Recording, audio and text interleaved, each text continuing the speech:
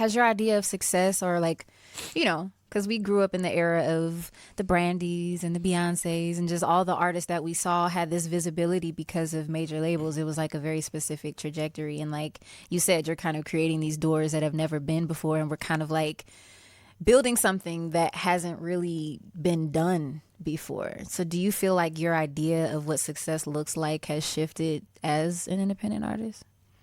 What's interesting is my vision of success for my life is just to be stable. Be able to wake up and do what makes me happy, what I can put to use my skills and my abilities. There's a quote that says, I don't know if I said this or if I heard it, but Flex. I said, I might be tired, but at least I'm tired from doing what I love. We're going to say you said that.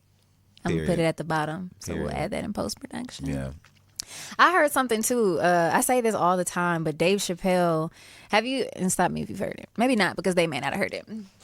But he was saying like that he came from a family of like people who really held being educated at a really high regard. And when he told his family that he wanted to get into entertainment, they're like, everyone doesn't find success. Like, what if you're not successful in what you do? You should go to school. And he's like, if I can do what I love, making a teacher's salary, then I'm successful. Yeah. Like, why do we have such a high bar for what it means to be successful as a creative? Social media, society, all that stuff. Really, compared to anything else, though, you think? What else would it be besides this idea of what people are portraying? This is what you need to be successful. This is how you need to look to be accepted. This is what you need to sound like, because don't think there wasn't a moment where I felt maybe I'm not doing this the right way. Maybe I need to tap into something that isn't me so that I can kind of get my foot in the door. I could never imagine you thinking that. Because you seem to, things that I admire it was a brief moment. I don't even know that it had to be like a millisecond. Because what stands out about you is that you are just so unapologetically authentic. Like, who you are is so clear. Like, you've literally manifested your tribe. Like, it makes sense to me, Yeah. So I just can't even imagine you ever considering not being this nigga. It was just sonically.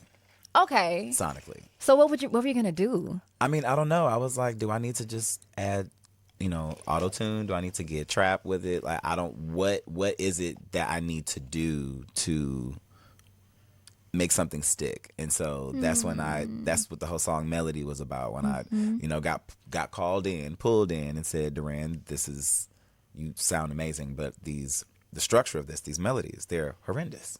So you need to have something to where it feels good to you, but also it translates to everybody else as well. Yeah. So once I found that out, and it was so minor. Yep. Once I found that out, I said, okay, this is how I can express myself. And that's beautiful though, because you're not just holding yourself to like one way of doing things, because we get so like territorial with our stuff that we're not able to be students in this process. So that's a beautiful epiphany. It's really all about not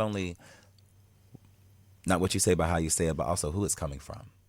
That part. It's the tone. It is. It's the intention. Am I going to be able to receive you telling me something that is personal to me? Because, we are sensitive about our art. Yeah. And, but also how much are you willing to learn so that you can move into the next level?